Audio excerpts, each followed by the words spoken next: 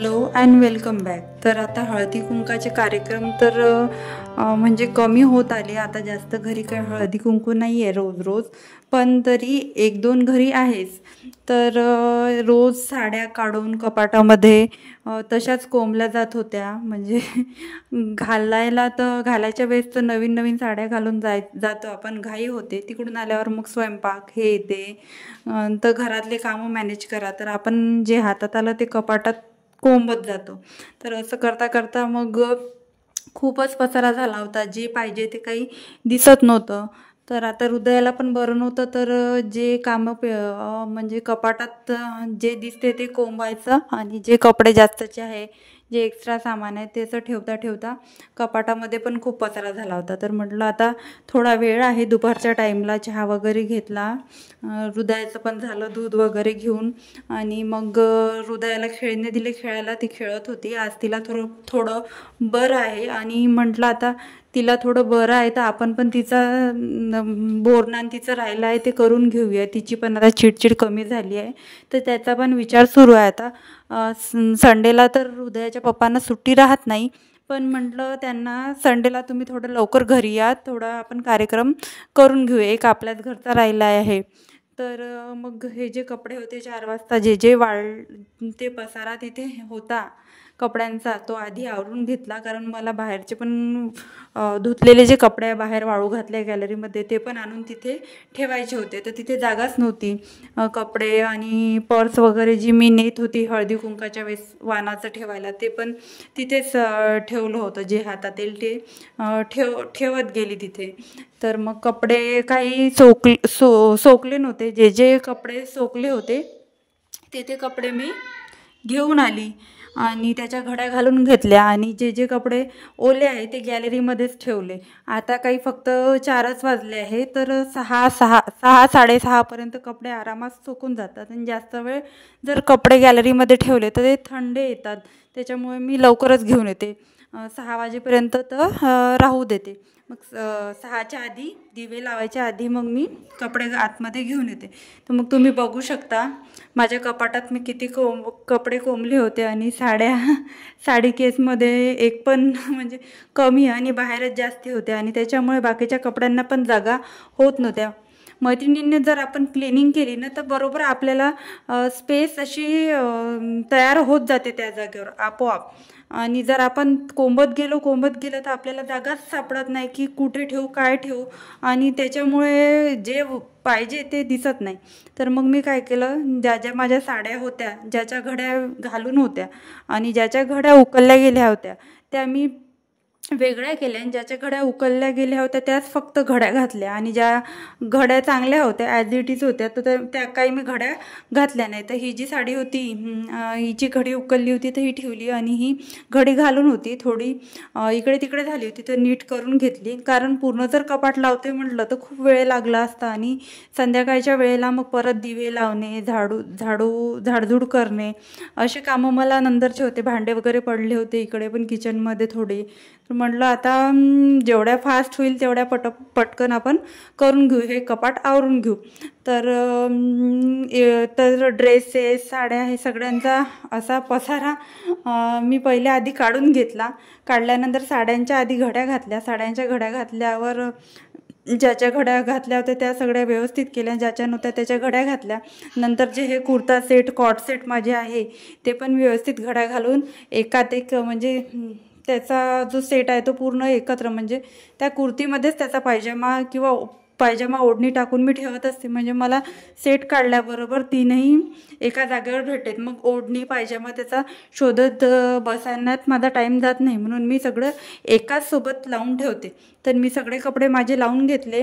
नंतर हे जे माझे ब्लाउजेस आहेत हे पण पडले होते, आणि ड्रेस पण एक होता, त्यामध्ये मी एक दिवस काळा ड्रेस जो आहे माझ्याजवळ हा मी घातला होता. तर हे ड्रेसेस पण होते, ब्लाऊज वगैरे, पेटीकोट.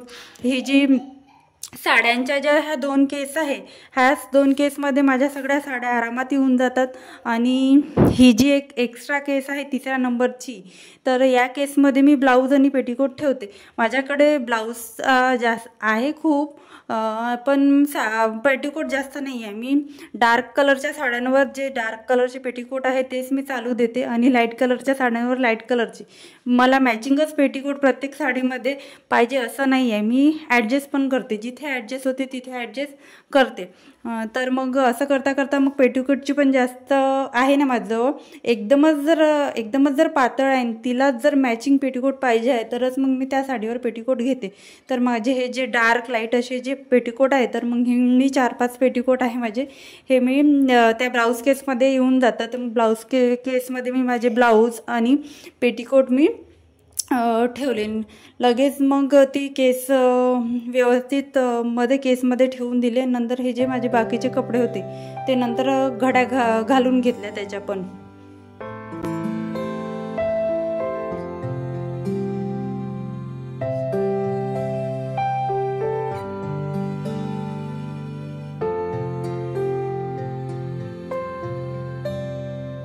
नंतर वरच्या साईडचे जो कप्पा होता तो हृदयाच्या पप्पांचा आहे, तर त्यांचे कपडे व्यवस्थितच राहतात. त्यांना जरी रोज ऑफिसला कपडे लागत असले तरी त्यांचे कपडे इकडे तिकडे होत नाही, त्यांच्याबरोबर एकावर एक लागूनच असतात. का तर त्यांचे कपडे प्रेस करून ते व्यवस्थित लागले जाते. माझं काम असते ते दुपारी प्रेस करणे, धुतल्यावर ते प्रेस करून त्यांचे एकावर एक बरोबर ठेवणे, त्याच्यामुळे ते व्यवस्थित राहते. मग हृदयाचे पण फ्रॉक इकडे तिकडे झाले होते. हृदयाला पण नवीन नवीन फ्रॉक घालणं सुरू होतं. इतक्यात तिची पण मजा झाली.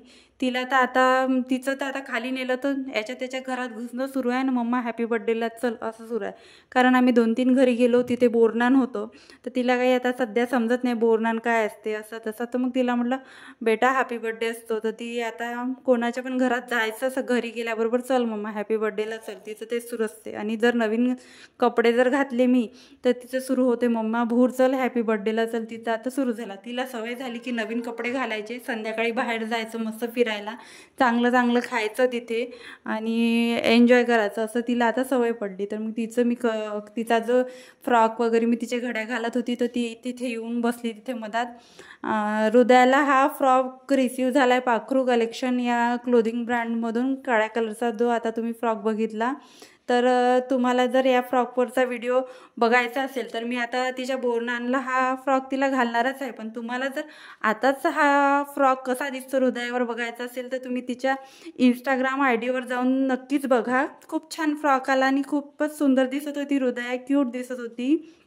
तर हृदयाचं इन्स्टा हँडल आहे, हे इट्स रुधा म्हणून तिचं इन्स्टा हँडल आहे. मी तुम्हाला डिस्क्रिप्शनमध्ये देईल, तुम्ही नक्की तिचं इन्स्टा हँडल चेक करा आणि तुम्ही तिच्यावर तो फ्रॉक कसा दिसतो मला कमेंटमध्ये नक्की सांगा. तर तो तिला फ्रॉक रिसीव झाला होता आणि खूप क्यूट दिसत होती. तर त्याचा शूट आम्ही म्हणजे बोरनांची वाट न बघता आधीच त्या फ्रॉकवर तिचा शूट करून आम्ही इंस्टावर आम्ही अपलोड केला होता. तर माझ्या कपड्यांचं तर घड्या वगैरे घालून झालं, सगळं व्यवस्थित ठेवणं झालं. आता चांगलं वाटत होतं थोडंसं मनाला, चला घर आवरलं आता टेन्शन नाही. तर मग कपाट वगैरे पण आवरून घेतलं. आता त्या साड्यांची काही मला गरज नव्हती आता एवढी, तर एखादी पडली पण गरज एखाद्या साडीची तर मला आता जे लागणाऱ्या हृदयाच्या बोरनाला तो हृदयाचा ड्रेस आणि माझी साडी मी वर काढून ठेवली. मग लगेच झाडून काढलं, संध्याकाळची वेळ झाली होती. म्हटलं चला आधी पहिले झाडून घेऊ. झाडणं झाल्यानंतर मग सकाळचे जे भांडे होते मी घासून गॅलरीमध्ये ठेवत असते. गॅलरीमध्ये मी जर भांडे घासून ठेवले तर मला परत तेच प्रोसेस पुसून ट्रॉलीमध्ये लावा, ही प्रोसेस रिपीट करायचं काम नाही. आणि थोडीशी जर भांड्यांना ऊन लागली तर त्या भांड्यांचा वास वगैरे येत नाही आणि ओलावा भांड्यांना धरून राहत नाही. तर हे मला बेस्ट वाटते की हवेशीर तुम्ही भांडे ठेवून द्या पुसून ठेवण्यापेक्षा. पावसाळ्यात तर आहेच, ऑप्शनच नाहीत तुम्हाला. पावसाळ्यात तर आपल्याला ट्रॉलीमध्ये भांडे कोंबावेच लागतात, वाळतच नाही काही केल्या पुसून. तर मग मी सोकू घालून घेते. तर आज मी माझा मसाला डबा घासला होता, म्हटलं मसाला डबा रिफिल करू. तर मग घासला होता, बाहेर पण होता तो दिवसभर.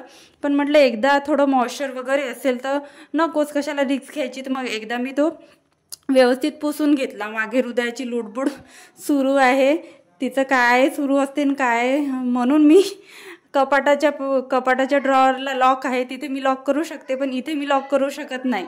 तर इथचे ती भांडे काढून नेऊन तिकडे घेऊन जात असते.